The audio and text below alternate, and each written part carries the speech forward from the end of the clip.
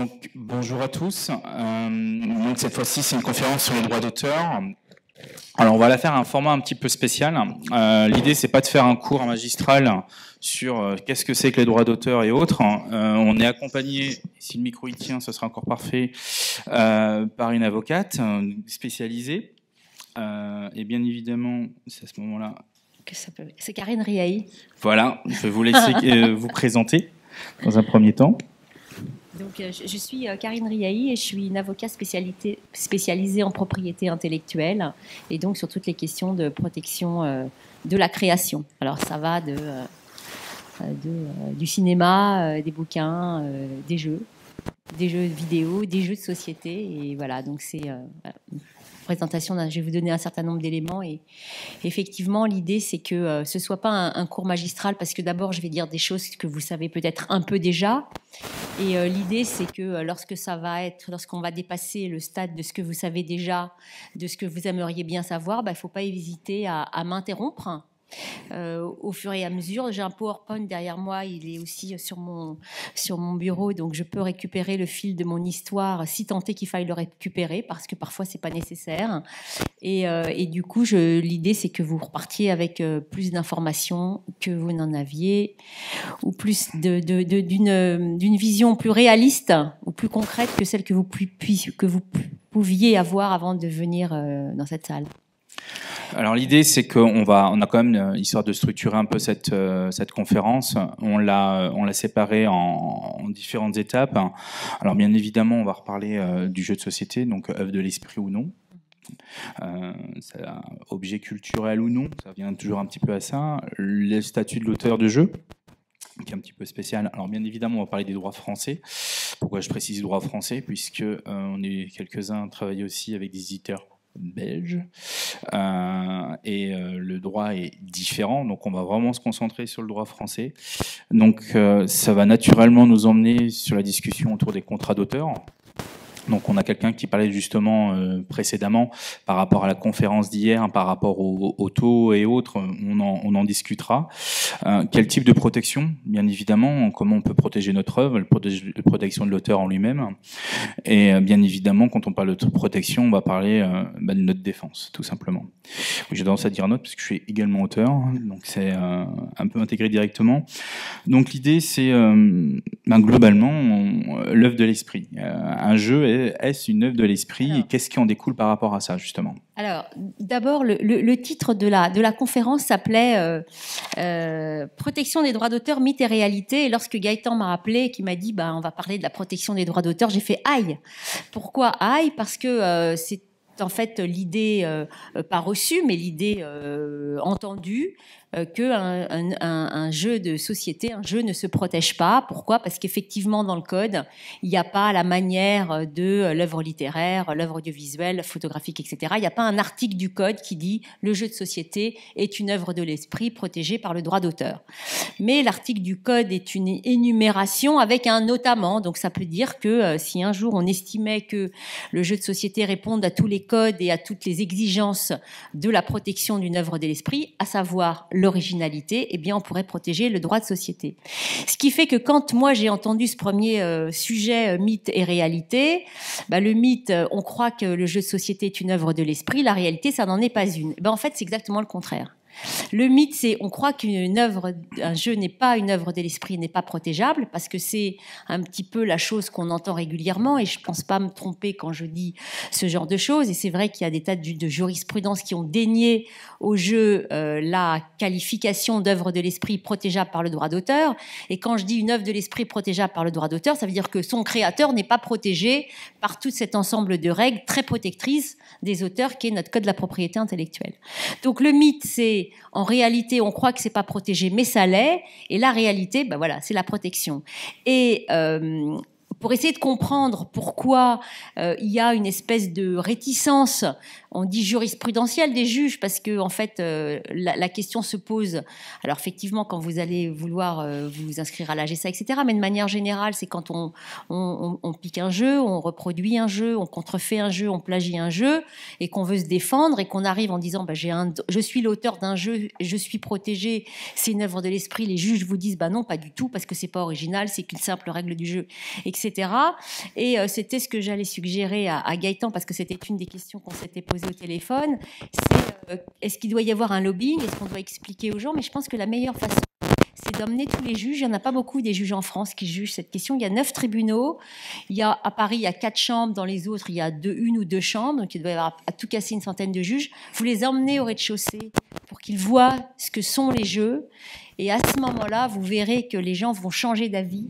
Et à ce moment-là, ils vont comprendre que les univers visuels, les règles, un plateau, c'est pas un plateau, il y a des tas de sortes de plateaux, il y a des tas de dessins de plateaux, il y a des tas de manières de traduire l'idée d'une partie combat une autre pour obtenir un résultat. Ça, c'est l'idée.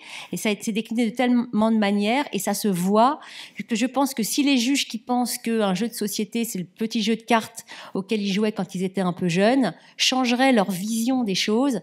Et tout ça pour vous dire que ce qui est important en matière de protection d'une œuvre de l'esprit, y compris le jeu, c'est une appréciation, on appelle ça in concreto, c'est-à-dire des éléments existants, la réalité des faits. Et à partir du moment où on est capable de montrer ce que disait le monsieur d'avant, le nombre de créateurs et le nombre d'interventions créatives pour arriver à créer une carte, la nécessité de l'écrire avec précision, la nécessité de choisir les mots, la nécessité de choisir les dessins, les couleurs, et que tout ça soit tellement bien agencé que ça fait la bonne carte du jeu, eh bien, c'est cette analyse et c'est cette idée que vous devez garder en tête. Le jeu de société se protège et est une œuvre de l'esprit à partir du moment où elle est originale, et vous avez de quoi démontrer qu'elle est originale. Donc c'est ça le critère, et donc ça c'est mon analyse d'avocat. C'est le fait que quand on vient me voir, est-ce que je peux être protégé, ben, je regarde à quoi ça ressemble, et oui c'est protégé quand il y a une originalité. Et le seuil de l'originalité pour les juges et pour n'importe quelle œuvre, une photographie par exemple, c'est des seuils qui sont assez bas. C'est pas non plus il faut que ce soit magnifique, il faut que ce soit extrêmement sophistiqué. Pourquoi? Parce qu'il y a une autre règle dans notre droit d'auteur qui permet d'analyser si c'est une œuvre de l'esprit ou pas. Il n'y a pas d'analyse du mérite. Pas besoin que ce soit beau, pas besoin que ce soit sophistiqué. Le juge dit, est-ce que c'est original? Est-ce qu'il y a quelqu'un qui a décidé de traduire d'une certaine manière, de vouloir y mettre l'empreinte de sa personnalité? C'est comme ça qu'on définit l'originalité. Et à ce moment-là, le jeu sera considéré comme une œuvre de l'esprit protégeable. Et on voit, donc pour terminer, on voit un courant jurisprudentiel qui date de 2009-2010, où il y a des décisions des juges qui disent le jeu de société, c'est une œuvre de l'esprit, donc c'est acquis. Est-ce qu'elle est protégeable? Et c'est là où on examine l'originalité. Donc voilà l'environnement juridique dans lequel vous êtes. La problématique, c'est souvent on parle un jeu, c'est du matériel, certes, c'est des illustrations, certes, mais c'est aussi, je vais dire, tout dépend quel côté on se penche ou autre, des mécaniques de jeu. Mm-hmm. C'est-à-dire que souvent, les retours que l'on a jusqu'à présent, c'est de dire qu'est-ce qui est protégeable. En fait, c'est les illustrations, c'est la manière de le traiter, mais la mécanique en elle-même du jeu, la manière, les règles qu'on va mettre, ça, non. Alors, en fait, là encore... c'est pour ça que c'est intéressant le droit d'auteur, c'est que c'est pas, c'est apprécié sur la chose elle-même. Donc si vous avez une mécanique de jeu qui est rédigée de manière trop simpliste, vous n'allez pas vous donner les moyens de démontrer de quelle manière cette règle du jeu, cette mécanique du jeu que vous avez créée et imaginée, et vous pouvez à ce moment-là la lier avec d'autres éléments. Je vais vous donner un exemple qui a rien à voir mais qui a un peu à voir. Quand vous déposez une marque et que vous avez une marque nominative extrêmement simple, d'accord? Vous allez venir voir l'avocat en disant est-ce que je peux déposer cette marque, et nous on va la trouver un peu sommaire ou pas tellement distinctive. Voilà, donc vous allez dire la table noire pour décrire je sais pas quoi, et on la trouve pas très distinctive. Qu'est-ce qu'on dit pour la rendre distinctive, pour lui donner de la force? On dit si vous la faisiez un peu figurative, si vous rajoutiez un élément pour la compléter et la rendre moins banale ou moins descriptive, vous gagnez de la force. Donc la mécanique de jeu, c'est pareil. C'est la rédaction, et si en plus vous faites en sorte de rendre votre mécanique de jeu, parce qu'elle est écrite avec précision, mais vraiment presque avec beaucoup de détails, plus vous allez donner des détails, parce que votre jeu à vous, c'est pas le jeu du voisin, et que vous l'avez aussi lié peut-être avec, je sais pas, une figurine ou une carte où on insère quelque chose d'un peu particulier. Plus vous rédigerez de manière très précise votre mécanique de jeu, et plus elle sera protégeable par le droit d'auteur, parce que c'est ce que nous dit la jurisprudence. On part plus du principe c'est un jeu, c'est pas protégeable parce que c'est pas dans la liste du code de la propriété intellectuelle. C'est ok, qu'est-ce qu'on nous donne? Ah oui, c'est écrit avec de la précision. On comprend qu'il y a l'empreinte de la personnalité de l'auteur, qui est le critère de l'originalité. Sinon, si vous n'êtes pas assez précis, on se retrouve au niveau de l'idée. Et finalement, pourquoi est-ce que on protégerait une idée, puisque c'est quand même la valeur de notre droit, c'est de dire que les idées sont de libre parcours, pour que sur une simple idée, il puisse y avoir des milliers d'œuvres, parce que c'est la déclinaison de l'idée, la traduction d'une idée, les éléments qui la rendent particulière, qui fait que l'œuvre et que cette idée-là traitée est protégeable. Donc, si je reformule, c'est pas uniquement la mécanique ou la règle elle-même du jeu, c'est que ça va au-delà de ça, ça va également sur le matériel et sur la manière de le traiter, en fait. Exactement. Et en fait, parce que moi, je me suis aussi posé la question en disant pourquoi est-ce qu'on a cette protection distributive? Parce que c'est ce que dit Gaëtan. On va dire, bon, un jeu, ça se protège. Alors, la carte, elle se protège par le droit d'auteur parce que les dessins sont originaux. Ensuite, il va y avoir des petites figurines. Bon, elles vont être aussi protégées, dessin modèle ou droit d'auteur, peu importe. Bon, on a essayé de voir si ça pouvait se protéger par des brevets. On n'a vu aucun jeu qui avait une invention suffisamment forte pour pouvoir générer un droit de brevet, mais il peut y en avoir. Et en fait, le jeu en soi, c'est quand même, ce n'est pas qu'une succession d'éléments. Enfin, moi, c'est une succession d'éléments, mais c'est cette succession d'éléments qui va faire le jeu. Et donc, il faut de plus en plus lier ce qui se protège facilement, où on se pose pas 1000 questions, à quelque chose qui est un peu plus compliqué à protéger parce que c'est la règle. Et plus vous serez précis. Donc, c'est un autre travail. C'est un travail un peu plus de préparation, de préparer son droit et de préparer. Pourquoi est-ce qu'on se protège? On se protège parce que... Alors, pourquoi on se protège d'abord? Bon, on se protège en réalité par avance pour lutter contre les futures attaques. Parce qu'en fait, à la base, quand par exemple vous faites un jeu et que vous allez voir un éditeur de jeu, l'éditeur il va pas dire prouve-moi que ton jeu est original et qu'il est protégeable. Il va vous dire voilà, ça m'intéresse, il va vous faire un contrat d'édition et voilà.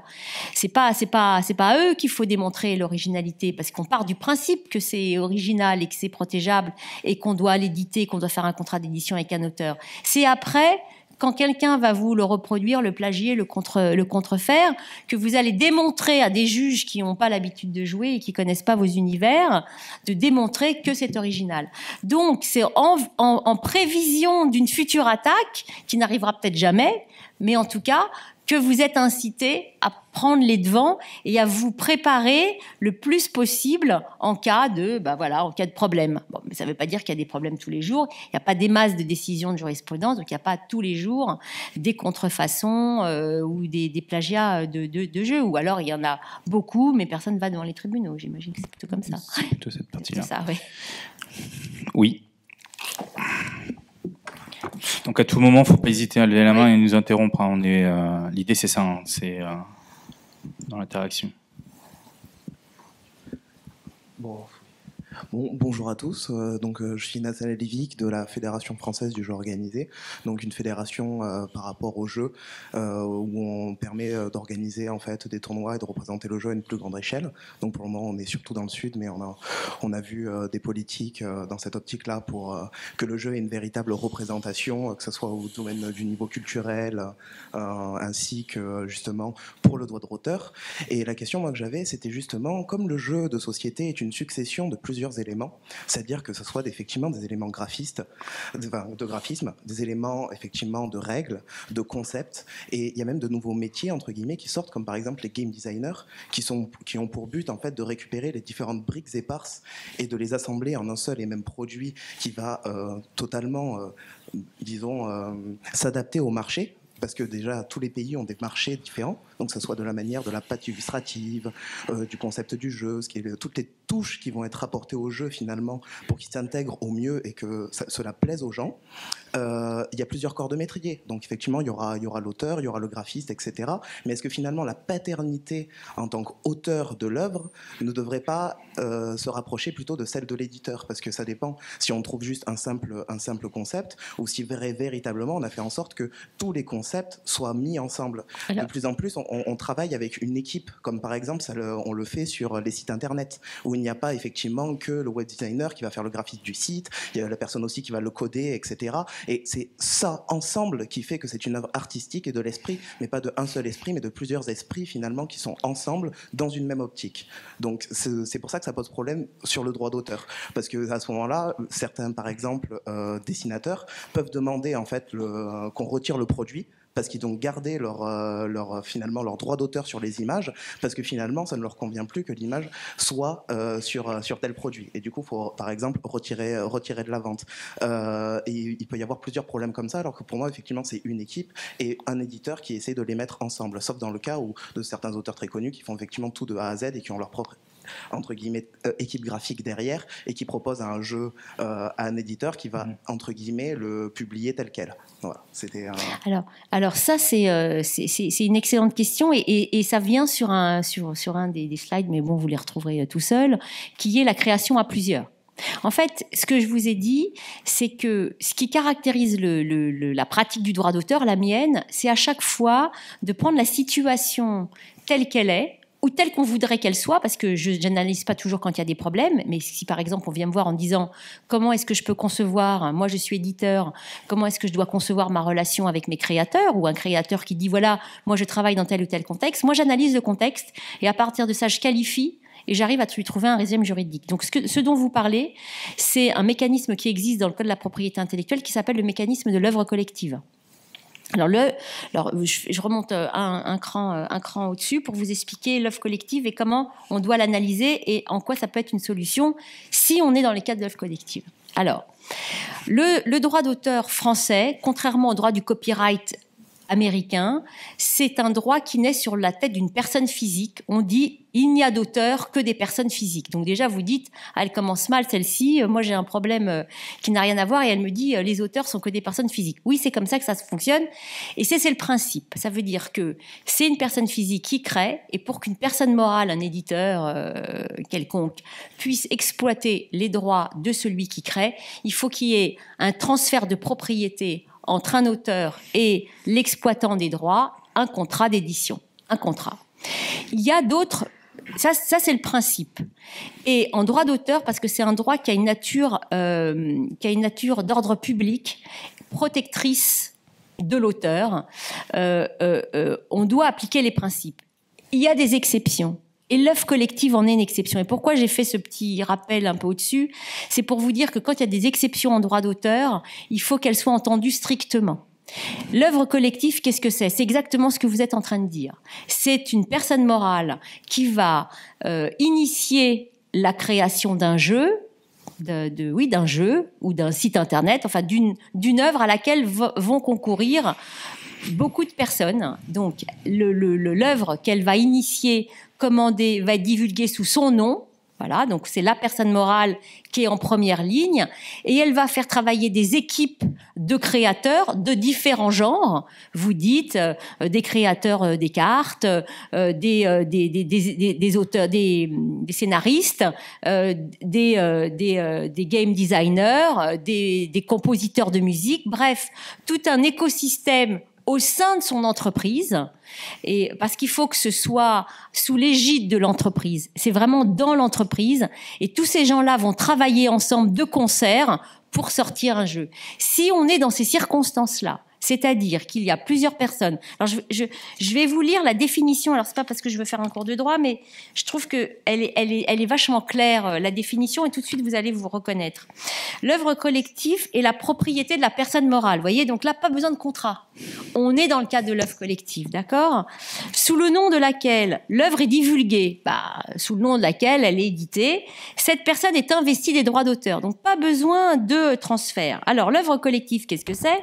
C'est une œuvre créée à l'initiative d'une personne morale qui l'édite, la publie et la divulgue sous son nom et sous sa direction, et dans laquelle, alors c'est là où c'est intéressant, la contribution personnelle de divers auteurs participant à son élaboration se font dans l'ensemble en vue duquel elle est conçue. C'est-à-dire que tout le monde a travaillé en vue de mettre en musique ou en création le projet initial de l'éditeur. Vous voyez, donc c'est une initiative, mais il faut que tout le monde ait travaillé ensemble, et sans qu'il soit possible d'attribuer à chacun d'eux un droit distinct sur l'ensemble réalisé. Ça veut dire qu'un tout seul, il peut rien faire. Quand vous êtes dans ce contexte-là, et que vous êtes capable vous êtes un éditeur, vous êtes capable de le démontrer. Pourquoi? Parce que c'est une exception. Donc, si un jour il y a un conflit, genre un auteur qui dit, mais qu'est-ce que c'est que cette histoire? Moi, je pas cédé mes droits, finalement, je veux interdire, il va aller voir un juge. Eh bien, le juge, il peut vérifier comment ça a été créé. Et si on n'est pas dans les strictes conditions de ce que je suis en train de vous dire, il va disqualifier. Il va dire, non, vous avez eu mal fait de dire que c'est une œuvre collective. Donc, quand vous êtes dans cette définition qui est assez simple à comprendre et à lire, et que vous êtes capable, quand par exemple vous allez, parce que c'est des gens que vous embauchez, ils sont dans votre boîte, c'est des salariés, et que vous expliquez dans quel contexte ils travaillent, parce que le game designer tout seul, il design rien du tout, le créateur d'un personnage tout seul sans les décors, il fait rien, et que c'est vraiment quelque chose qui vient, et que vous êtes capable de le démontrer, vous êtes dans le cadre de l'œuvre collective, et ça répond à votre question, il n'y a aucun souci. Mais il faut que ce soit strictement dans ce cadre-là. Sinon, alors, j'ai bien noté là-bas, mais justement, j'aimerais rebondir sur un truc. On utilise 3 termes depuis le début de la conférence, qui pour moi désignent la même chose, ouais. En tout cas la même personne. C'est game designer, créateur, auteur. Déjà, pour moi, il y a 2 choses différentes, c'est créateur, auteur.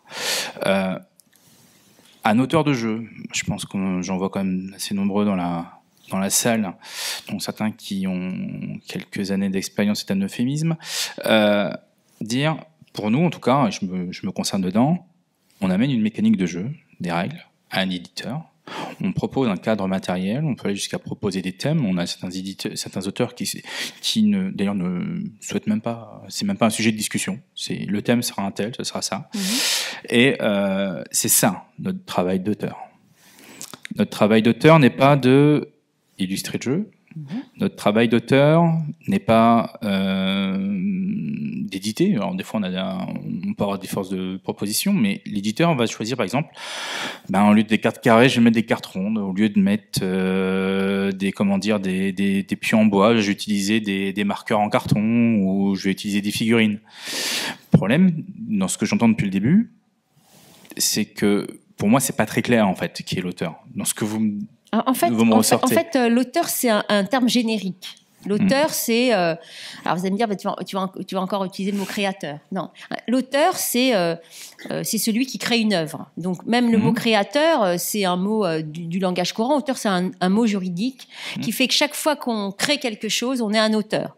Donc, on va dire, vous êtes un auteur qui fait la mécanique de jeu, qui fait... Donc, en fait, le mot auteur, je l'emploie de manière très large parce qu'il représente pour moi tous ceux qui font une œuvre originale. Voilà, c'est ça. Tous ceux qui font une œuvre originale sont les auteurs de ladite œuvre. Maintenant, il y a des personnes qui, même s'ils participent à la création du jeu, ne vont pas faire d'œuvre originale. Celui qui est un auteur, c'est celui qui crée lui-même, qui matériellement crée quelque chose. D'accord ? Qui va, il n'y avait rien, il écrit quelque chose, il y a quelque chose qui est écrit. D'accord ? De manière suffisamment précise pour que ce soit original. Et il y a aussi des personnes qui vont travailler autour du jeu ou dans le cadre du jeu qui ne sont pas des auteurs parce qu'ils ne font que organiser.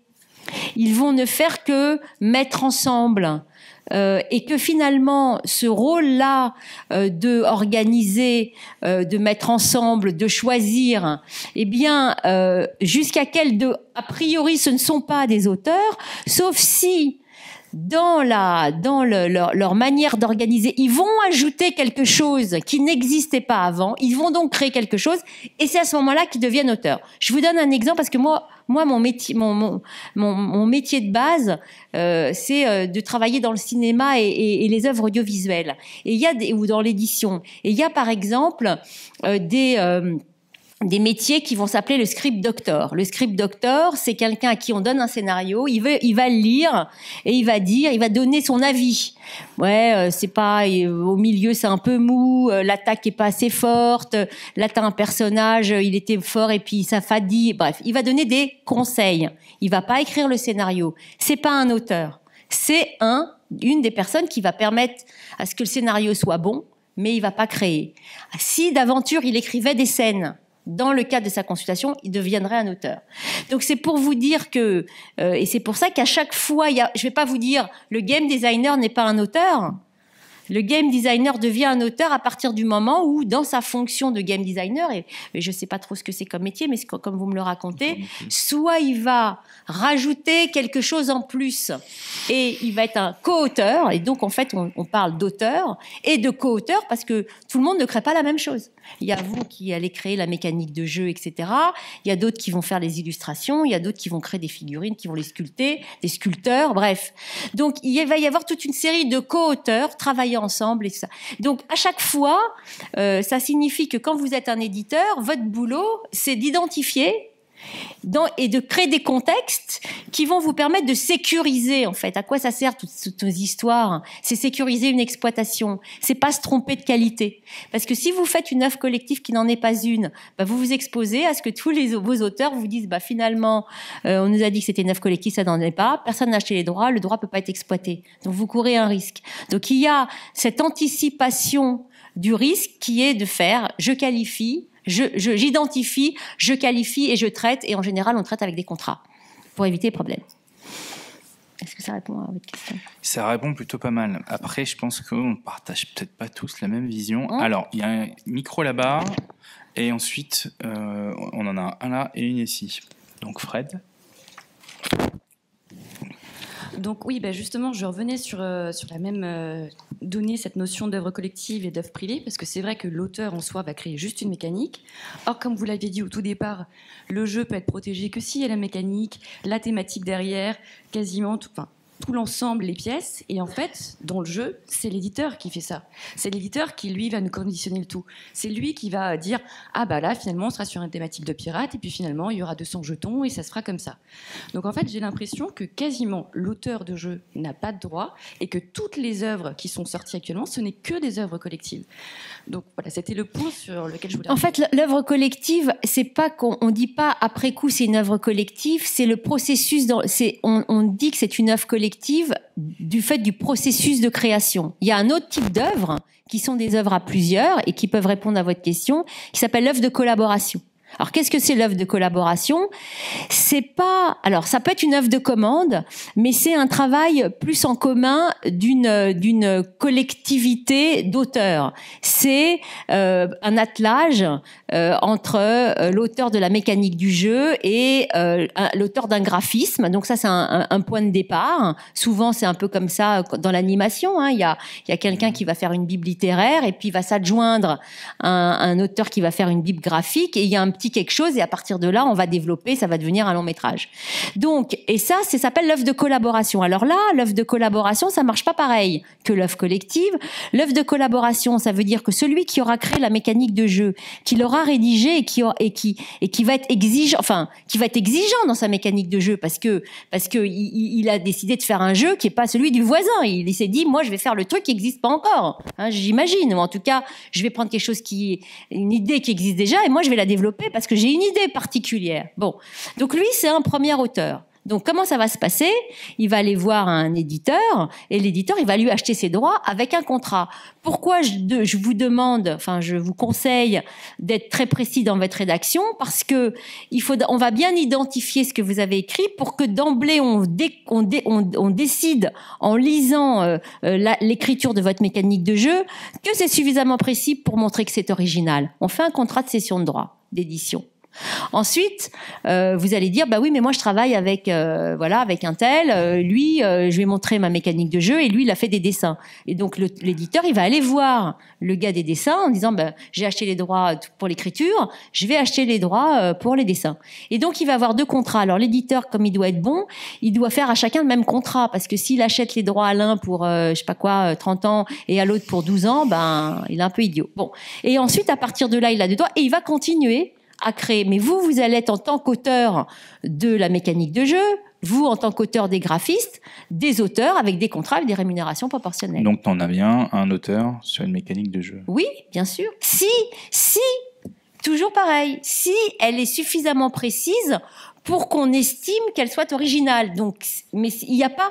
Ce que je voulais dire par rapport à mon histoire de mythe et réalité, c'est que depuis, il y a un mouvement comme ça de jurisprudence et de juges qui n'exclut pas d'emblée le jeu. Ils disent, c'est protégé, je vais voir si c'est original.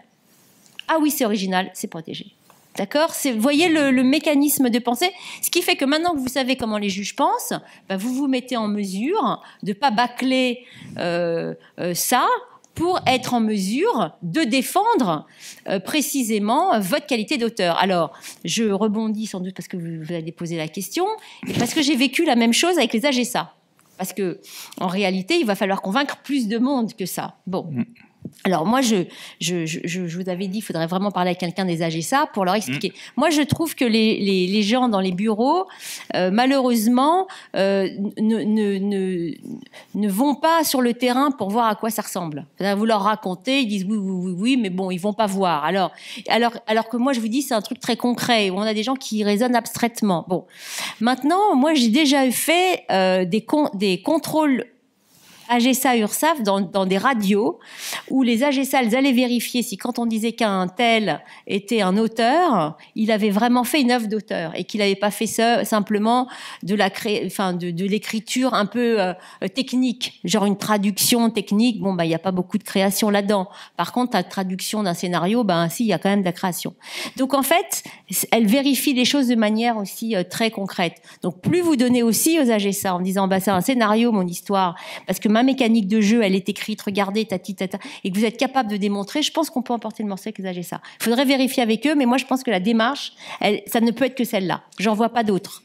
Alors, je pense qu'on va y revenir juste un petit peu après. On a une question là, mais par contre, je vais juste une remarque. Par expérience, je pense qu'il y en a quelques-uns qui pourraient confirmer. Dans les contrats d'auteur, alors je suis pas juriste, normalement, systématiquement, on doit vous demander les règles, et les règles doivent être jointes au contrat d'auteur. Exactement, en annexe. C'est pas le cas tout le temps. J'aurais tendance à dire, c'est même le cas de plus d'une fois sur 2. Pour avoir signé pas mal de contrats à droite et à gauche, ça c'est quelque chose d'indispensable, justement par rapport à ce qui vient d'être expliqué. Ouais. En sachant que la problématique, c'est que quand on est auteur de jeu, tous nos jeux évoluent, les mécaniques de jeu évoluent une fois que le contrat signé, édité. Donc après, la question va pouvoir se poser, c'est l'adaptation, les modifications, quels sont les droits par rapport à ça et qu'est-ce qui l'emporte au final, puisque l'idée, grosso modo, ce qui va se cacher derrière, c'est de dire, j'ai un éditeur, il a édité mon jeu, ça s'arrête pour une raison X ou Y, je reprends entre guillemets mes règles, avec quoi j'ai le droit de partir après, quoi. Voilà. Alors ça c'est important. Alors en fait, ce qui se passe, et moi j'ai un peu vu ça assez souvent, c'est que la notion de contrat est une notion. Alors bon, c'est essentiel dans vos métiers le contrat, mais on a un peu l'impression qu'on dise il faut faire un contrat, alors on va sortir un papier, que ce soit écrit à l'intérieur qu'il y ait un contrat type. S'il est type, ça veut dire que ça me correspond. C'est comme si vous disiez je mesure 1m60, tous les vêtements qui sont créés me vont, ceux qui sont créés pour les gens qui mesurent 1m20 comme ceux qui sont créés pour les gens qui mesurent 2 mètres, puisque c'est un vêtement, ça me va. ben, vous voyez bien que c'est pas possible. Hein. Vous portez pas de la même manière un pantalon quand vous faites du 38 que quand vous faites du 45. Donc, c'est pas comme ça. Donc, un contrat, c'est quelque chose qui doit être du sur-mesure. Alors, il y a effectivement des trames qui se ressemblent, mais à l'intérieur, ben, on écrit des clauses qui vous correspondent. Donc, qu'est-ce que c'est qu'un contrat? C'est une règle du jeu aussi. C'est un mode de fonctionnement entre vous et votre co-contractant, un éditeur. Et c'est et dans ce contrat, on va dire bon ben on contracte. Donc c'est des contrats où vous cédez vos droits. Donc c'est quand même important. Vous cédez vos droits. Ça veut dire que vous avez des droits avant, après vous en avez plus. Donc il faut bien qu'il y ait des contreparties. Il faut bien qu'ils s'organisent correctement. Et quand ça se termine, qu'est-ce qui se passe? Et donc dans ce contrat, parce que vous aviez des droits et que vous n'en avez plus, ben l'idée c'est d'encadrer le périmètre du contrat. Qu'est-ce que je cède? Sur quoi porte mon contrat? D'où l'intérêt effectivement de mettre dans le contrat la rédaction de la mécanique de jeu pour dire que c'est bien sur ça. Ensuite, il faut regarder dans le contrat le truc classique. On va éditer un jeu, on va en faire des exemplaires et on va vous verser une rémunération. On verra ce que c'est que cette rémunération. Et puis il y a tout le reste. Est-ce qu'il s'adapte autrement? Qui est-ce qui va faire les modifications? Et c'est à ce moment-là que dans votre contrat, vous allez dire ah oui, mais attention, s'il y a une adaptation, c'est moi qui l'a fait. C'est pas quelqu'un d'autre. Si vous avez cédé vos droits et vous dites pas que c'est vous qui faites l'adaptation quand il faudra la faire bouger la mécanique de jeu, ben l'éditeur il va aller voir quelqu'un d'autre et c'est pas vous qui allez le faire. Et si vous râlez, il va dire mais tu m'as donné le droit de le faire. Ah bon, c'est écrit où? Ben c'est écrit là. Donc ça veut dire qu'il faut un peu lire les contrats et aussi un peu les comprendre.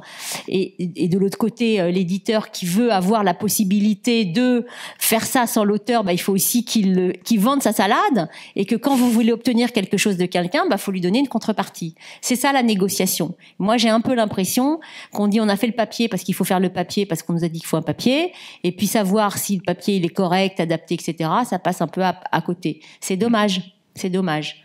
Parce que ça empêche après l'exploitation des jeux, dans un sens comme dans l'autre.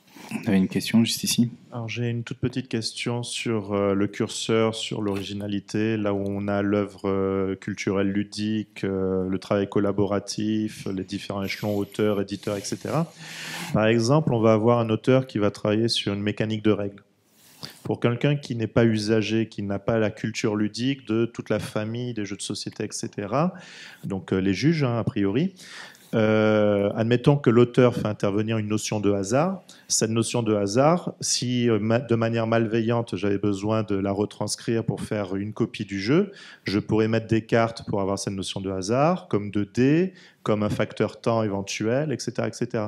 Donc, au niveau du curseur, comment on va pouvoir faire le distinguo de manière concrète sur un contrat, puisque là, on va sortir avec un bottin complet, avec toutes les déclinaisons possibles, et donc forcément autant de jeux. Admettons qu'on prenne une boîte de jeux, donc d'un auteur qui intervient donc avec une équipe graphique, qui intervient donc avec un système de jeu, qui intervient éventuellement avec une thématique, un environnement particulier, 1001 nuits, le tourisme ou je ne sais quoi. Il suffirait juste qu'on change l'un de des intervenants pour potentiellement avoir un nouveau jeu. Où va être le curseur pour protéger l'auteur ou l'éditeur si on va sur l'œuvre collective?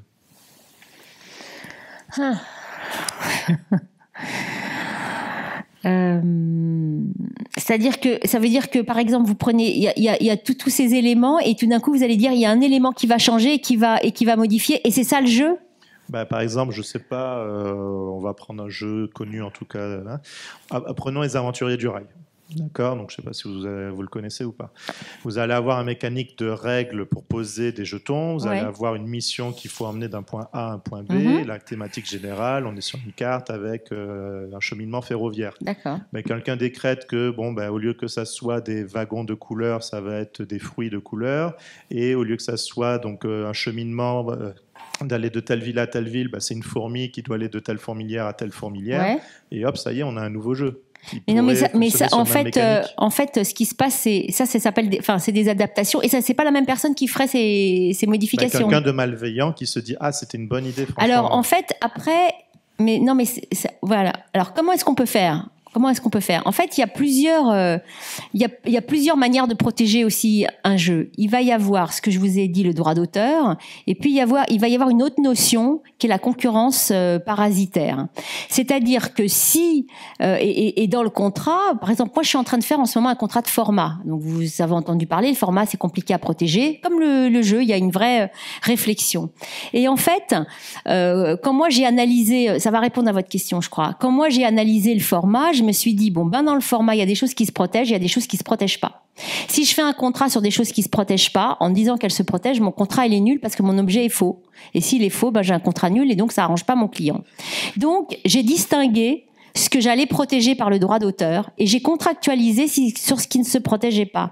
Et en fait, parce que ça s'articule ensemble quand même, parce que quand vous avez fait votre mécanique de jeu avec des éléments de hasard qui peuvent être transformés et repris, on pourrait dire, quand il change les gens d'un rail à l'autre, il met d'une fourmilière à l'autre, c'est une adaptation, mais quand même, qui part de quelque chose qui préexiste, et le fait d'adapter ou de changer un élément de quelque chose qui préexiste, c'est de la contrefaçon, parce que vous vous basez sur quelque chose qui existe. Et du coup, la deuxième œuvre, qui aurait été une deuxième déclinaison de ce que vous avez fait, ce sera une œuvre dérivée, et on ne peut pas faire d'œuvre dérivée quand on emprunte à une œuvre première sans autorisation. Donc sur ce point-là déjà, vous avez une protection. Mais là encore, si on imagine que ça c'est pas protégeable, comme moi j'ai fait dans mon contrat, j'ai dit sur ce qui est pas protégé, eh bien, il y a une exclusivité. Donc j'ai un contrat avec de la cession de droit et de l'exclusivité, mais j'ai tout mis ensemble. Et si d'aventure il y avait la possibilité pour l'éditeur de faire quelque chose d'autre, il s'engage à ne pas commettre d'actes de concurrence parasitaire et déloyale. Donc là, on lui a mis un cadre, on lui dit attends, oui, tout ne se protège peut-être pas, ou il va peut-être y avoir un doute sur un des éléments, mais toi, tu t'engages à pas faire un acte de concurrence parasitaire. Et qu'est-ce que c'est que la concurrence parasitaire? C'est utiliser des moyens qui ont été développés par une personne à son propre profit pour faire une économie et pour aller plus vite. Et ça, c'est constitutif de concurrence parasitaire.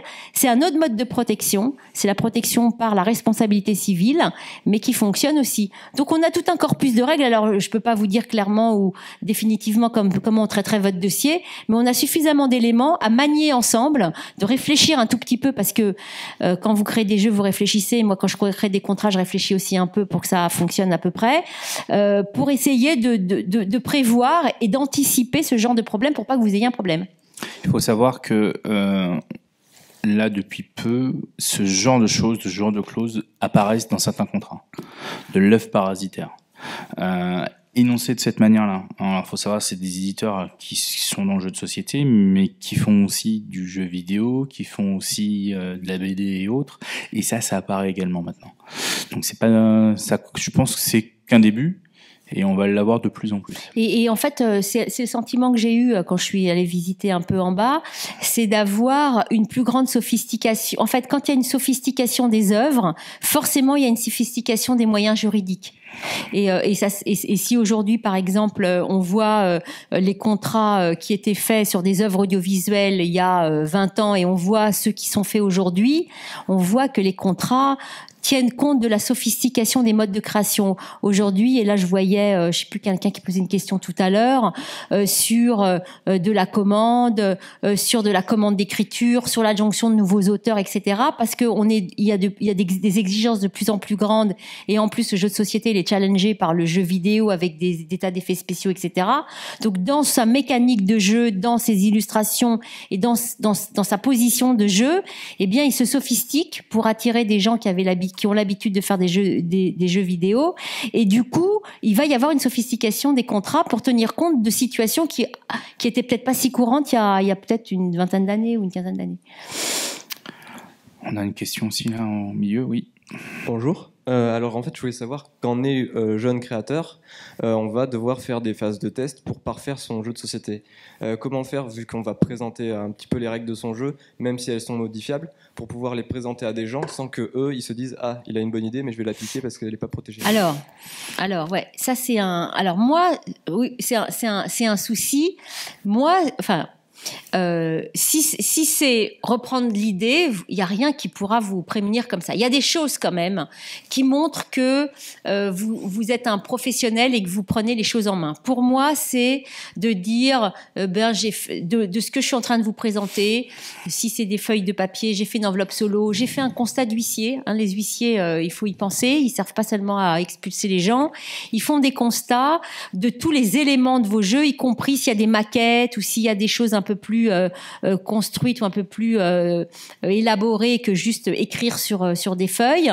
Ils vont vous faire un constat, ça coûte 200 €, quelque chose comme ça, et ensuite ça vaudra pour toujours, ça va donner une date certaine. Mais quand vous dites j'ai déposé mon jeu chez un huissier, ça veut dire que vous avez investi des sous. Donc le gars, vous dites au gars, ben tu sais, moi je suis pas un rigolo parce que je suis jeune et tu crois que j'ai rien fait, je me suis protégée. La deuxième chose que moi j'invite à faire, alors c'est pas habituel mais quand même il faut le faire, c'est de faire signer un accord de confidentialité.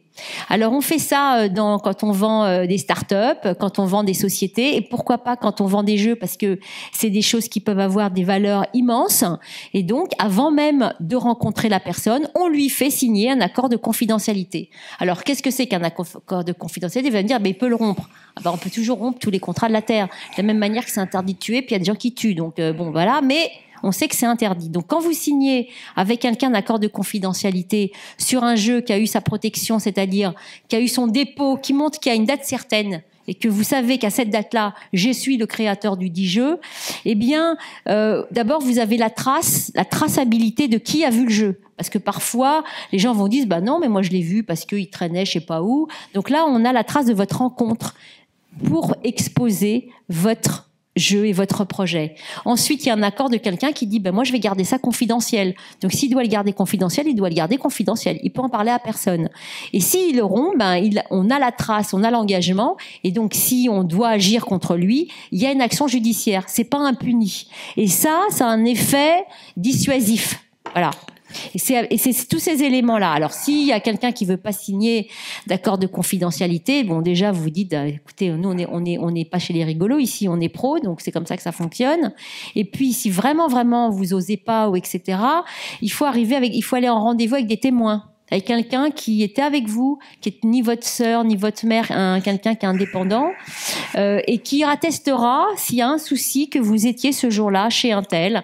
Il y a aussi les échanges d'emails, ça vaut aussi, cher machin, merci de m'avoir donné ce rendez-vous, je viendrai vous voir pour avoir des traces, à quelle heure est-ce que je viens? Il répond, vous venez à 14h, on a la trace du rendez-vous. Après le rendez-vous, merci de m'avoir reçu, j'étais ravie, tati tata, et vous lui posez une question comme ça, il vous répond, et alors vous avez la trace de la rencontre. Donc c'est des choses comme ça qu'il faut utiliser, toutes, l'un ou l'autre, de manière à démontrer que vous êtes. Alors là, vous êtes le créateur, vous avez une date certaine, et il y a la traçabilité de la rencontre. Voilà les éléments que vous pouvez utiliser.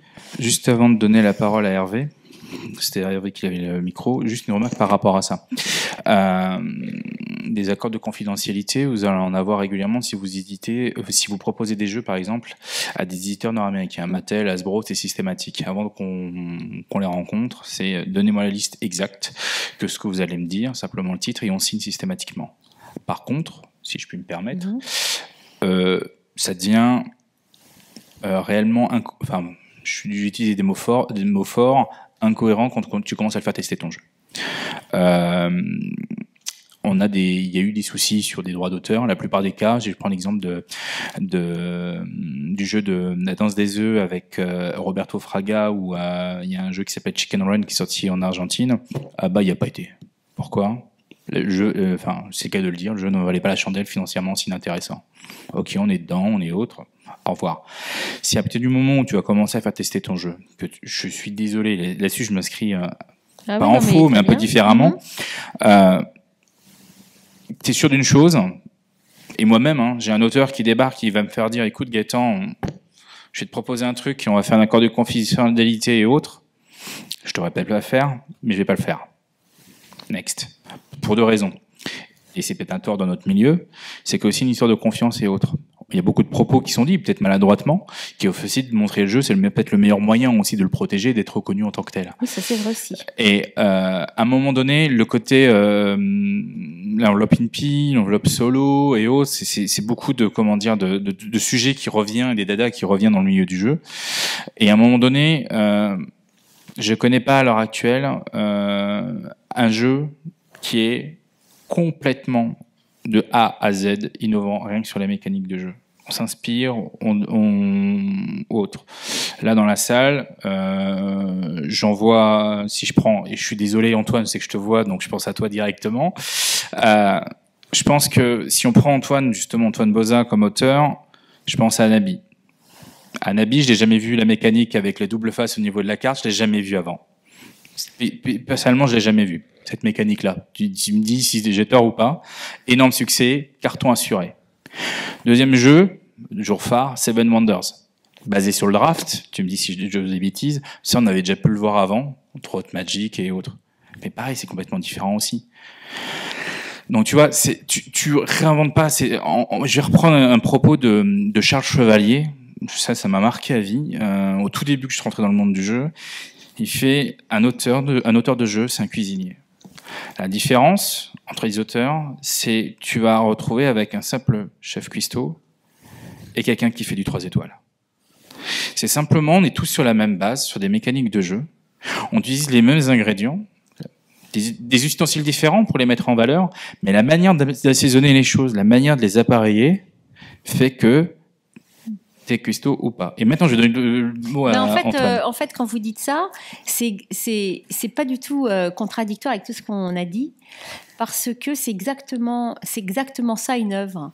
C'est l'idée, et ce qui se protège, c'est le traitement. Donc, forcément, les sensibilités des uns et des autres vont traiter autrement. Et puis, il y a des gens qui vont avoir du talent et qui vont traiter de manière tellement particulière que ça va faire un truc de talent. Et puis, il y en a d'autres qui vont rester basiques, ce qui fait qu'ils vont pas se différencier des autres.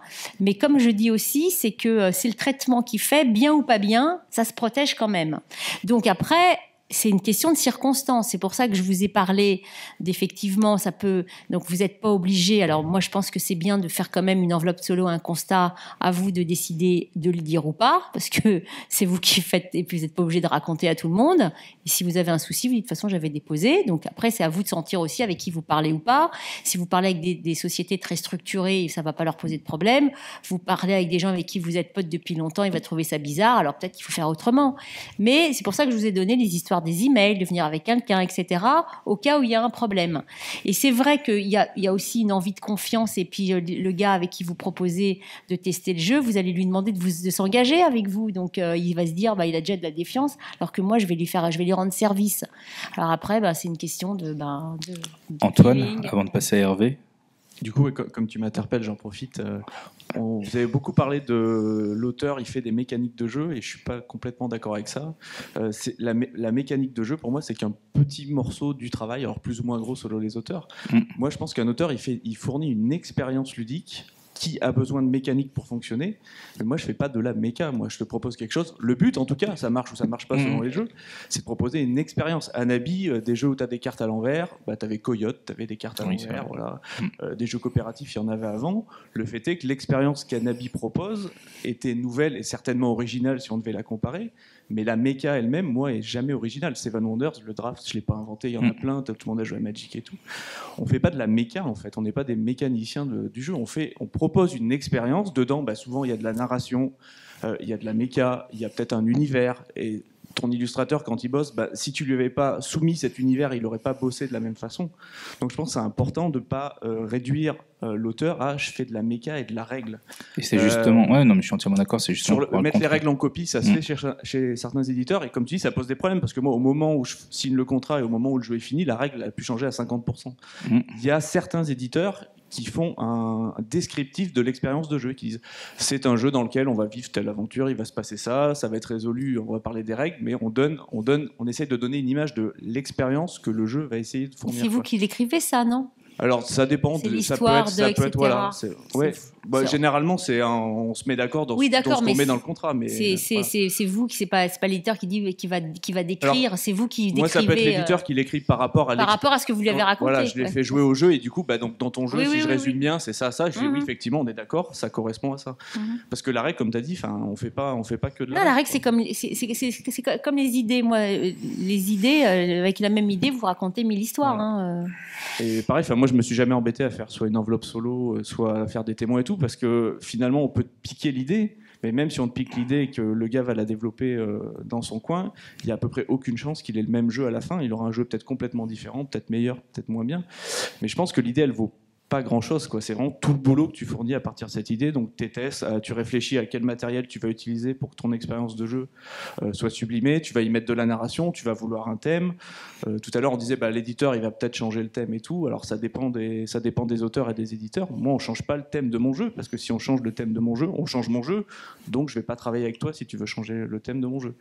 Donc je pense que c'est très important de dire on n'est pas des mécaniciens du jeu, quoi.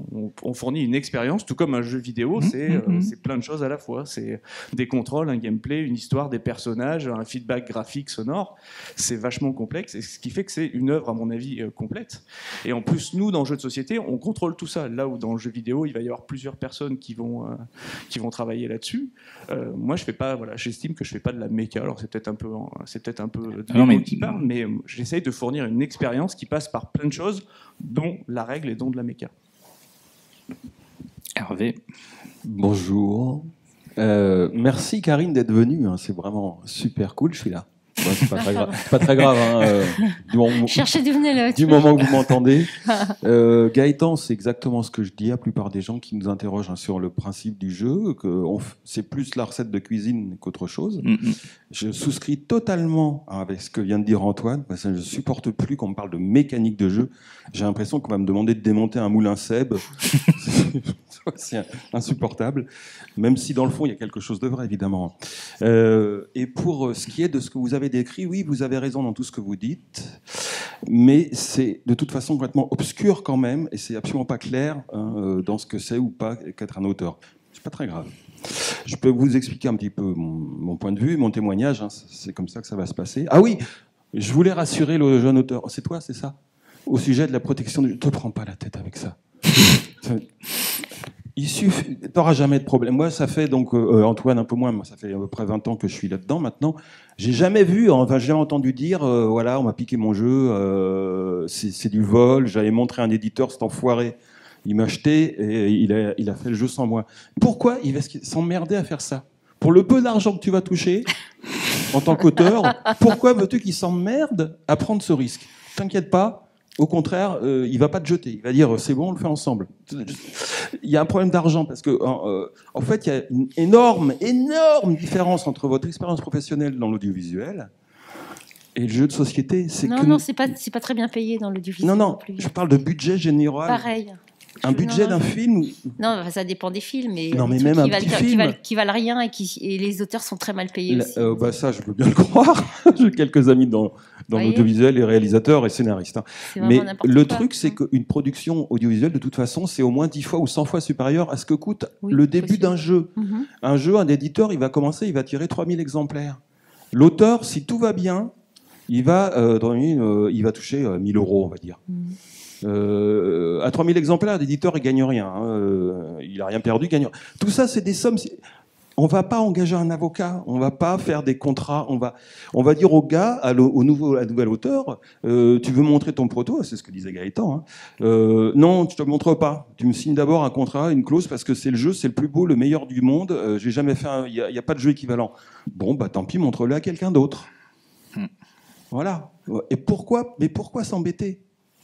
Pourquoi? En fait, Alors pourquoi on fait cette conférence?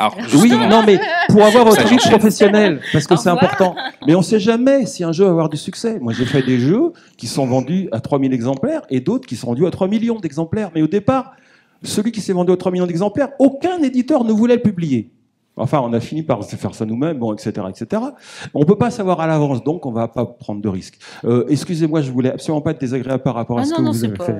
On apprécie non, mais parce que vous soyez venu, en fait. Non, parce qu'en fait, à partir du moment où la question, parce que la question visiblement se pose, sinon il n'y aurait pas eu autant de, il y a jamais autant de monde quand je fais un truc de droit d'auteur qu'aujourd'hui. Donc j'imagine que c'est une question qui vous interpelle et qu'à partir du moment où il y a mon boulot, c'est de faire du droit. Il y a un régime juridique, de voir comment vous vous inscrivez dedans. On peut dire, vous vous inscrivez pas, puis vous verrez bien ce qui se passera.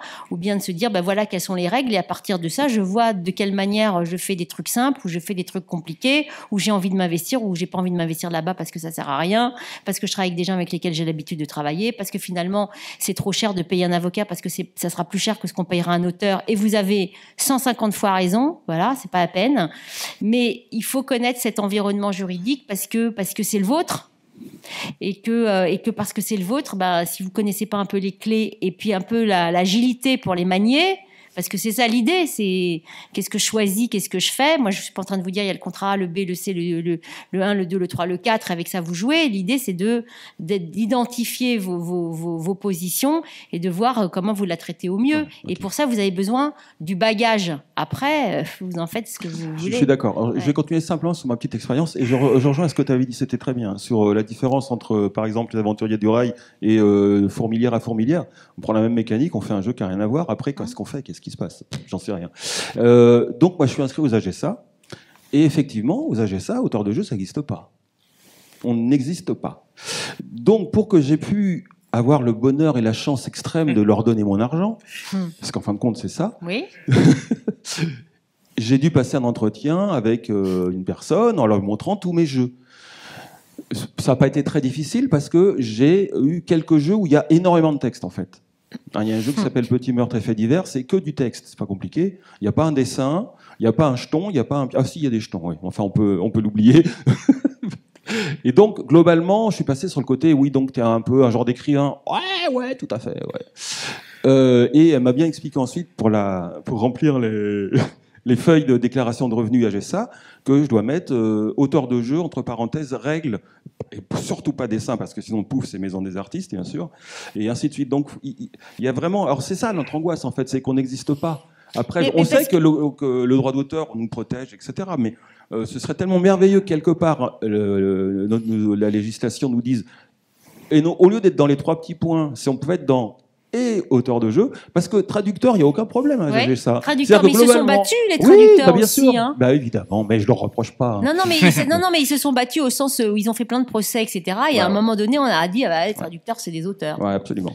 Et donc, du coup, on arrive dans une situation paradoxale où certains de mes jeux qui sont à l'étranger sont protégés. Le traducteur est protégé, mais mon jeu ne l'est pas. Oui, non, mais les dessins sont protégés, mon jeu ne l'est pas. Oui, c'est donc c'est bizarre. Après, se battre, oui, vous avez raison, mais bon, voilà, on est des individualistes, les auteurs.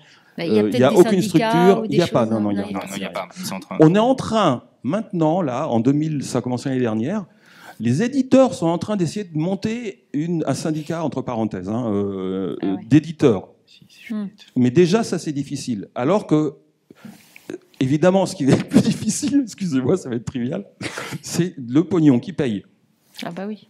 Si on fait un syndicat d'auteurs, qui va payer pour le secrétariat pour il y a un syndicat, par exemple, le SNAC, le syndicat national des auteurs-compositeurs. Vous pouvez essayer de voir si vous ne pouvez pas rentrer dans leur... Non, on va se faire jeter, j'avais téléphoné. C'est une plaisanterie ou bien quoi le Monopoly. Non, parce que... Oui, parce que c'est ce qu'ils... Non, mais voilà, mais c'est ce qu'ils disent. Monopoly. Oui. Non, mais il faut qu'ils... C'est pour ça, moi, je sais pas, vous êtes tout au début, je me dis s'il faudrait les emmener. Mais vous avez raison, mais moi, je demande que ça. Parce que moi, je connais quelques jeux, quand je vais à la FNAC, mais je connaissais pas tout ce que j'ai vu.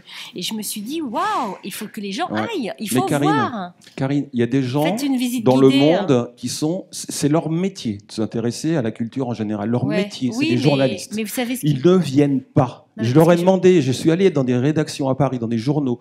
Une fois, je suis allé au Figaro Magazine, parce qu'ils faisaient évidemment un numéro spécial Noël. Alors là, Noël, on parle de jeux, c'est la seule fois dans l'année. Le gars, le rédacteur en chef, c'est un journaliste très connu. Je lui explique ce que je fais. Mais il n'a aucune idée de ce que c'est. Je parle des loups-garous Tiercelieu.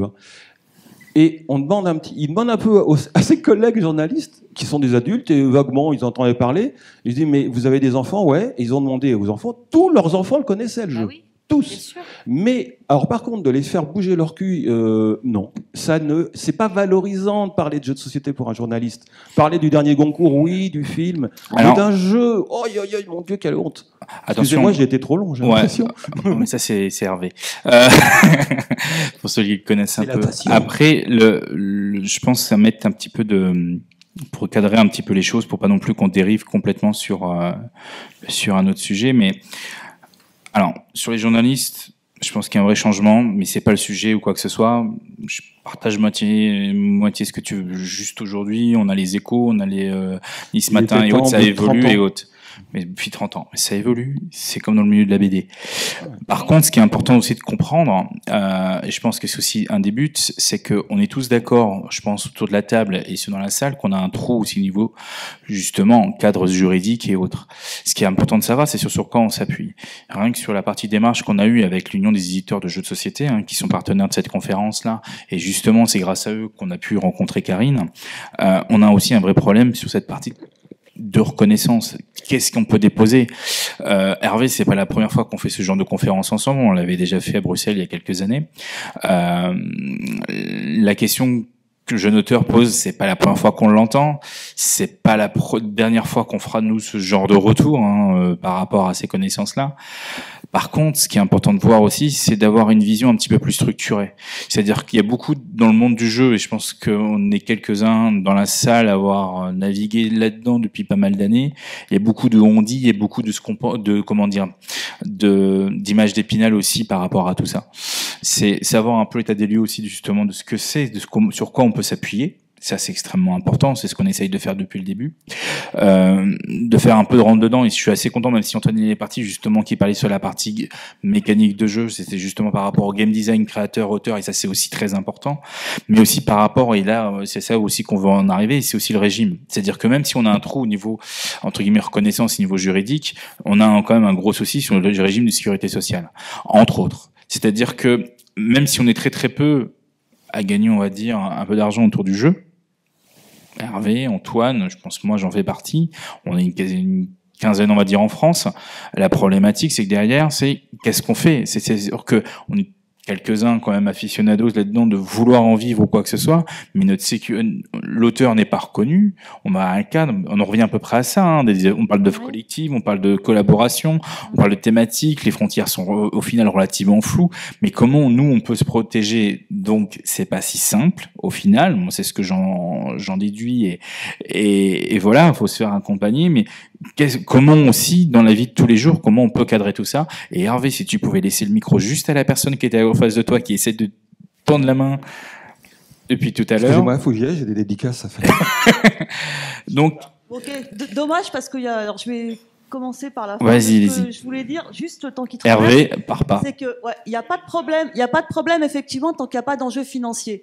Moi je viens, attendez, moi je viens du jeu vidéo et de plus en plus, et là il y a des vrais enjeux financiers. Et de plus en plus, vous regardez votre industrie vers où elle se dirige, de plus en plus, il y a des portages des propriétés intellectuelles sur d'autres supports, sur d'autres plateformes. Exactement, et sur du jeu des vidéo. déclinaisons. Et là, vous serez bien content d'être protégé. Donc du coup... Mais il dit pas le contraire, Hervé, attention, Hervé dit pas le contraire et compagnie. Et vraiment d'y faire attention. Bah, mais c'est pour ça qu'il faut tout à anticiper. Fait, mais comme on sait pas, faut anticiper. En fait, c'est... Non, mais ça va changer. Non, mais en fait, oui, mais allez-y, mais je vais continuer à parler pour les autres. Au revoir. Et voilà. Et juste, merci Hervé. Oui. Et juste parce qu'on vient de parler là, auteur-éditeur, et je voulais juste signaler que, pour moi, je pense que justement l'œuvre collective, c'est vraiment un vrai problème entre auteur et éditeur, et c'est vraiment un truc à éviter. Non, c'est pour ça que j'ai fait cette précaution. Et justement, juste deux choses par rapport à ce que vous avez dit. Vous avez parlé de commande, mais moi je voudrais ajouter le terme de directive. Oui. Parce que ça, c'est quand même super important. Mais c'est en fait, alors pour prouver qu'on n'est pas dans une offre collective, du point de vue de l'auteur, bien sûr. Ou du point de vue de l'éditeur? En fait, ce que je veux dire, et c'est toujours un peu, je suis toujours un peu embêtée quand je vais dire c'est comme ça, mais je prends toujours 150 trucs de précaution. Ça dépend de la situation de fait. Ça veut dire que un coup c'est une œuvre collective, un coup ça n'en est pas, et parce qu'il va y avoir un tout petit élément qui manque, on n'a pas l'impression que c'est celui qui manque, et c'est ça qui va faire qu'on va prendre le principe de l'œuvre collective alors qu'on pourrait pas. Et dans le jeu vidéo, c'est ce qui s'est passé. Dans le jeu vidéo, les mecs ils ont dit waouh super, l'œuvre collective c'est super simple, et on va dire qu'un jeu vidéo c'est une œuvre collective. Décision Atari, elle dit ah non c'est distributif. Il y a un peu d'œuvre collective. Il y a un peu de cession de droits, collaboration. Il y a le droit du logiciel, donc on a embauché les gars, les droits nous appartiennent. Et donc on va faire une analyse distributive. C'est beaucoup le cas dans le jeu de société où on va dire quels sont les régimes juridiques qui s'appliquent à chacune des contributions. Mais il y a des cas, parce qu'il y a des cas, mais il faut que ce soit dans ma définition, et quand je dis une définition, c'est que tous les mots correspondent bien. Il ne faut pas se dire, parce que mon pote a fait un jeu dans le cadre d'une œuvre collective, moi aussi. Non, parce que si vous avez pris un auteur qui a tout fait, même si vous êtes un éditeur, c'est forcément pas une œuvre collective parce que c'est qu'un seul auteur ou deux ou trois, et que le mode de création n'a pas été celui-ci. Donc ce sont des notions, et pourquoi c'est une exception au droit d'auteur qui part du principe que le droit naît sur la tête d'une personne, et pour que ce soit une société qui l'exploite, faut un contrat de cession de droit. L'œuvre collective, il n'y a pas de contrat de cession de droit. Et comme c'est une exception, c'est entendu strictement. Donc, ce que j'ai expliqué au monsieur, c'est ce régime existe et parfois il s'applique, mais il faut faire attention parce que souvent il s'applique pas. Et si vous avez choisi le régime de l'œuvre collective alors que ça n'en est pas une, et le juge est maître de la qualification, eh bien vous êtes marron parce que vous n'avez aucun droit et vous ne pouvez pas exploiter. Donc quand je dis que c'est toujours une question concrète, je reste là-dessus, ça n'est que concret. Et aucun cas n'est identique au précédent. Et c'est pour ça que c'est un peu compliqué quand même. On a une question là-bas. Bonjour, donc moi j'avais plutôt quelque chose à dire à tous les auteurs qui sont là. Ma société s'appelle Topi Games, j'ai un stand en face d'Hasbro, et si vous voulez venir nous voir, en fait, on rémunère beaucoup plus généreusement les auteurs que tous les autres, donc voilà, merci. No comment. Mais non, mais c'est vrai en fait. Et les auteurs, il y en a un qui, enfin c'est vous qui disiez ça tout à l'heure ou la conférence d'avant. Sans auteur, il y a rien quoi. Il y a rien. Il y a pas d'éditeurs qui font des jeux s'il y a pas des gens qui les créent. Et en fait, le rapport de force, il est aussi là-dessus. Et ensuite, la rémunération ne fait pas le tout. Et la rémunération. Donc ça c'est clair. Sur les recettes d'exploitation. C'est-à-dire que exactement. C'est la recette brute, c'est le prix payé par le public. Et en plus, pour le jeu vidéo, il n'y a pas de possibilité de s'extraire. On achète une boîte de jeu, on paye un prix. La rémunération de l'auteur est assise sur le prix payé par le public. C'est la règle en matière de contrat d'édition. Un contrat doit être multiple. C'est-à-dire que, et ce qui est important quand on signe en tant qu'auteur de reconnaissance aussi, c'est la reconnaissance de l'auteur en tant que tel. Alors, on va pas non plus dériver, mais le nom de l'auteur sur la boîte, c'est indispensable. Alors ça, c'est droit moral. Voilà, ne pas mélanger non plus le nom de l'auteur avec le nom de l'illustrateur. Ouais. Ne avoir une reconnaissance telle que, ça c'est extrêmement important. C'est-à-dire s'arrêter qu'au niveau du niveau financier. C'est un peu de voir entre guillemets qu'une partie des choses. Après, c'est un tout. C'est-à-dire que c'est important. C'est une œuvre, comme un livre en fait. L'important, c'est surtout ça. Cette reconnaissance par rapport à ça et par rapport à la reconnaissance va commencer par votre éditeur. C'est votre éditeur qui doit faire votre statut, qui doit faire votre image. Il a tout à y gagner en fait. Et alors donc pour revenir, qu'est-ce que c'est qu'avoir un statut d'auteur? C'est avoir un droit de reproduction, un droit patrimonial et un droit moral. Donc pour rebondir sur ce que dit Gaëtan, le droit moral, c'est le droit au nom, c'est une exigence. Le fait qu'il n'y ait pas votre nom sur une boîte peut entraîner l'interdiction d'exploiter. Donc l'éditeur a une forte obligation, droit sur le nom, droit au respect de l'œuvre, c'est-à-dire qu'à partir du moment où vous êtes décidé avec votre éditeur de voir que c'est ce jeu-là qui va être accrédité, le vôtre, eh bien, on le modifie pas en cours de route, sauf si vous en êtes d'accord. Ça, c'est une fois qu'il a été édité, il se modifie pas. C'est le droit et il y a que vous qui puissiez décider de le divulguer. Donc, c'est les attributs du droit moral, mais le nom est vraiment très important. La rémunération proportionnelle, la reddition des comptes. Et puis, il y a l'adaptation audiovisuelle, parce que de plus en plus, une œuvre s'exploite sur plusieurs supports. Et si vous devez signer avec un éditeur un droit d'adaptation audiovisuelle, c'est sur un contrat à part. C'est pas induit dans le contrat d'édition. Donc il y a pas mal de choses que vous devez connaître. Alors si vous trouvez un éditeur, alors c'est comme avec les auteurs de bouquins, quand on dit à un auteur de bouquin, tu cèdes surtout pas ton droit d'adaptation audiovisuelle parce que on va te le payer pas assez cher, il va dire je suis déjà bien content de trouver un éditeur pour mon bouquin, je vais quand même pas me disputer sur le contrat. Certes, mais il faut savoir que ce droit existe quand même. Comme ça, quand quelqu'un a un tout petit peu plus de succès, il peut commencer à être un peu à l'aise avec les droits dont il dispose. Je vais juste, la personne qui est en orange, je crois, un micro devant, non? Oui. Eh ben, vas-y. Oui, je pense qu'on a beaucoup parlé de la protection de l'auteur par rapport à l'éditeur. Je ne pense pas que le problème se pose là parce que, tu l'as dit tout à l'heure, l'éditeur il n'a pas intérêt à le faire, il n'y a pas de gain à le faire. Je pense réellement qu'en tant qu'auteur, la crainte, enfin moi c'est la façon dont je le ressens, et je rebondis un peu sur un des auteurs qui l'a dit tout à l'heure.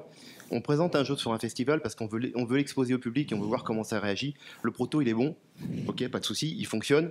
Et demain, je vois mon jeu qui est sorti parce qu'il a été présenté par une autre personne à l'éditeur. L'éditeur, il est totalement dans son beau droit parce qu'on lui a présenté quelque chose. Il ne sait pas qu'il a été pompé. Et comment moi, en tant qu'auteur, je peux prouver mon notoriété et comment moi, je peux me défendre. Et pour moi, le risque de l'auteur, il est plus là qu'un problème avec l'éditeur. C'est la preuve, en fait. Et donc, à part une enveloppe solo, en fait, il faut avoir un peu d'imagination pour préserver sa preuve. Filmez-vous. Je sais pas si vous avez peur de ce genre de choses. Quand je présente mon jeu à un festival et que je rencontre 60 personnes, je vais pas filmer mes 60 présentations. Avec votre stand. Non, mais place, si je reprends par rapport à ça, c'est une question qui est supraclassique. Et donc, moi, je vais faire la réponse qui est supraclassique. C'est d'en parler. Alors, c'est une manière détournée. Mais vous avez 150 fois raison. C'est la meilleure protection. C'est le fait qu'on sache que c'est vous. Et ça, on vous dira dans n'importe quelle conférence. Alors, bien évidemment, là, on est fort avec des vidéos, des machins et autres. Ça, c'est normal, c'est le bon droit, c'est le cadre juridique. À un moment donné, c'est des sites, par exemple, sur le site de Trick Track. C'est des vieilles conversations qui datent d'il y a 15 ans. Et la meilleure solution, c'est d'en faire parler. Au contraire, c'est de le montrer. C'est vrai. C'est vraiment la meilleure solution. Les vieux de la vieille, vous en parlez à des Antoine, des Ludo, des Hervé, je suis désolé de parler par leur prénom ou autre. On est tous passés par là. Et en fait, quand l'enveloppe solo, c'est une chose, mais à partir du moment où votre jeu il est bon, à partir du moment où le jeu en plus il buzzera, c'est le meilleur moyen. En fait, je suis 1000 fois d'accord avec vous. La meilleure des protections, c'est que tout le monde sache que c'est vous. Parce que quand tout le monde sait que c'est vous, personne va vous. C'est-à-dire celui qui le prend, on sait qu'il va vous le piquer. Donc c'est la meilleure des protections. Et il y a une population qui a bien compris ça. C'est la population des startups innovantes. Ils passent leur temps à raconter à tout le monde ce qu'ils font, et tout le monde sait que c'est eux. Donc si celui, par exemple, qui a inventé Blablacar, il dit à tout le monde, je suis en train de faire ça. Celui qui va copier, on sait qu'il a copié le concept de l'autre, ou en tout cas la société, sa stratégie, sa technologie, etc. Et donc c'est un suiveur. Et c'est pas les suiveurs, on les aime pas beaucoup. Donc effectivement, parmi ce que je raconte, la meilleure des protections. Alors il y a un moment, ce qui est un peu difficile, c'est entre le moment où c'est un peu secret et le moment où ça sort. Donc il y a peut-être une période un peu compliquée. Mais c'est vrai que votre meilleure protection, c'est de savoir que c'est vous qui avez fait le jeu. Et donc soit vous effectivement sur Internet, ça buzz, ça parle, etc. Soit j'étais dans ce festival, il y a une photo de moi avec le stand avec mon jeu à côté, quoi. Ça c'est une preuve. Après, on prend des sites comme Ludovox justement qui filment justement la conférence ici. Ils font souvent des vidéos sur les prototypes. Ils en parlent sur les salons. Ils couvrent les salons. Ensuite, le seul risque que vous prenez, c'est d'inspirer les autres. Clairement, typiquement, c'est ça. C'est un peu ce que disait Antoine tout à l'heure. Et puis que les premiers, ils ont aussi le bénéfice d'être les premiers, et donc ils sont en avance par rapport aux autres. Oui. Donc il ne faut pas perdre son avance, voilà. Et pour parler carrément cash, c'est qu'ils soient plus doués que vous, quoi. Faut être clair, c'est à un moment donné, vous avez une bonne idée, mais eux, ils ont su la travailler, ils ont su la développer, et voilà, c'est le risque que vous prenez. C'est l'histoire de Facebook. Exactement. Allez, justement, faire une remarque. Juste un truc, du coup, dans le jeu, tant qu'à faire, c'est quand même assez facile avec son téléphone.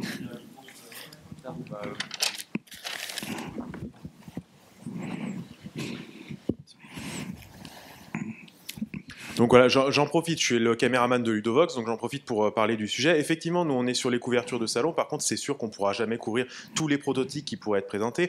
Par contre, avec les moyens actuels, techniquement, tout le monde peut, s'il a envie, se faire une petite vidéo perso dans son salon avec son téléphone portable et la publier sur YouTube par exemple. Et YouTube, on n'est même pas obligé de la publier publiquement, on peut la publier non publiquement, et la date, pour truquer une date Google, c'est quand même compliqué. Donc ne serait-ce que faire quelque chose de complet, moche techniquement, on est bien d'accord, on n'a pas forcément ni les compétences techniques ni les moyens techniques de le faire par quelqu'un, mais même si c'est moche, il suffit que ça soit suffisamment descriptif et que la présentation soit complète sur 10, 20, 30 minutes, que ça soit publié sur Google ou éventuellement sur Facebook, juridiquement ça n'a peut-être pas forcément une grosse valeur, mais par contre c'est quand même une preuve quasiment incontestable. Oui, c'est bien, hein, c'est une bonne preuve. Il y avait quelqu'un au fond. Oui. Moi j'ai une question. Moi je viens du monde du sport et le monde du sport s'est équipé d'un code du sport qui est un ouvrage massif de plus de 1000 pages.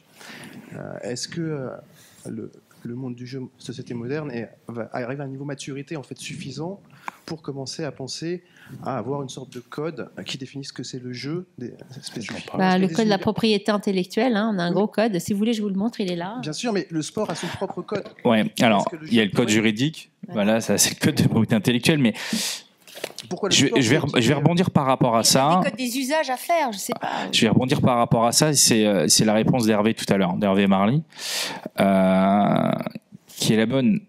Dans sa réaction, que je partage en grande partie, c'est aussi un problème de maturité. La maturité, on commence à l'avoir.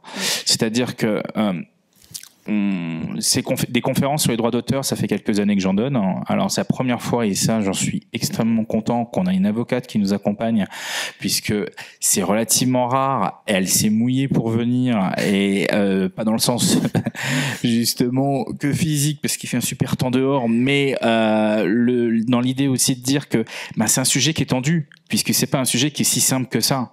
On est à la frontière, donc c'est important également qu'on prenne en maturité. On parle des syndicats d'éditeurs, ça commence tout juste. On parle d'un syndicat d'auteurs, il y a une réunion demain sur le sujet.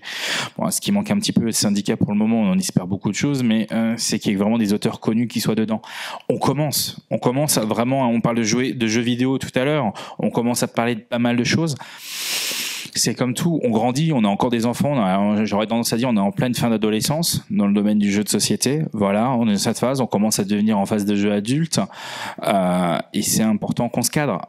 Un code de bonne conduite, je pense que typiquement, si vous en parlez avec l'Union des éditeurs, qui sont au 403, si je dis pas de bêtises, juste à côté de nous, en fait, notre stand, allez-y en discuter. C'est pas parce que c'est des éditeurs que c'est le mal, loin de là. La preuve, c'est qu'ils nous ont aidés pour monter cette conférence. Et voilà, on va avancer. Et justement, il faut de l'énergie, il faut se regrouper, et ça, c'est important. Après, il faut savoir justement sur quel cadre juridique on peut travailler et comment le faire évoluer. Vous parliez tout à l'heure des juges, on parlait tout à l'heure de pas mal de choses, et il faut aussi avoir cette énergie-là pour le regrouper et faire avancer les choses. Il y a des gens comme Bruno Catala, qui ça fait 15 ans qu'ils se sont battus, ils ont à un moment donné un peu été épuisés et autres pour pouvoir faire reconnaître ça, ils ont été devant des députés, voilà. Après, le secteur est peut-être plus mature, ça va peut-être nous aider à avancer sur ces choses-là. Oui, du coup, ça va être assez facile de rebondir sur tout ce que vous avez dit. En fait, j'ai retrouvé pas mal de parallèles donc, sur les différents échanges. Moi, je travaille dans l'informatique et on a à peu près les mêmes questionnements sur effectivement la notion d'idée. Quand on monte une start-up, qu'est-ce qui se passe? J'ai une idée, mais au-delà de l'idée, comment je peux la protéger? Et surtout, en fait, c'est pas forcément la meilleure question à se poser. En tout cas, ça va être plutôt, on sait maintenant qu'une idée, ça reste une idée. On a peut-être eu une idée originale, mais peut-être qu'il y a 2000 personnes sur dans la planète qui ont eu la même idée que nous sur un mécanisme de gameplay, sur une transposition d'un jeu, sur une thématique. Et en fait, ce qui va faire le succès, en tout cas ce qu'on voit aujourd'hui sur les grosses startups, ce qui fait le succès, ça va être le fait d'amener cette idée avec les bonnes personnes, les bons partenariats, les bons mécanismes pour en faire un jeu à succès. Pour en faire une idée à succès, une start-up à succès qui va nous rapporter de l'argent et rapporter à tous ceux qui ont mis leur énergie sur la table, enfin autour de la table, pour faire en sorte que ça sorte. Et du coup, le fait de protéger en soi une idée devient pas si important que ça en fait dans le milieu des startups, dans l'informatique. Je sais pas si on en arrivera au même stade dans le jeu de société.